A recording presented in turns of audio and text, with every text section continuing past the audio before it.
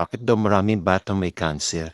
Ang tugon ko ay ito kasi ang katawan natin parang bakal. Yung bakal nga iniingatan, mas ingatan natin ang katawan natin kasi binubuo tayo na 100 to 200 trillions of cells. Na ang kailangan ng cells natin ay water, oxygen, nutrients, enzymes para maging healthy at ito'y mag-turn into alkaline. Kaya lang, nagiging acidic po ang bawat isa at ang mga bata. Why? Mga pinapasok natin sa katawan natin, ano yan? Top 10 cancerous food, hot dogs, french fries, donuts, cookies, potato chips, soft drinks, hamburgers, pizza, chicken tenders, ice cream. Nakakatakot, di ba?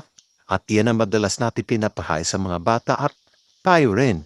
Pangalawa, soft drinks. Alam niyo ba, may cancer-causing substance ang soft drinks na ang tawag ay benzene? Ingat-ingat po tayo mga kapatid. Hindi natin alam ang mga bagay na ito, ang hirap magkasakit lalo na ang radiation ng cellphone. 3 years old pa lang. Nagse-cellphone na. Bakit? Kasi yan isinusuhol ng mga magulang sa mga bata para tumahimik.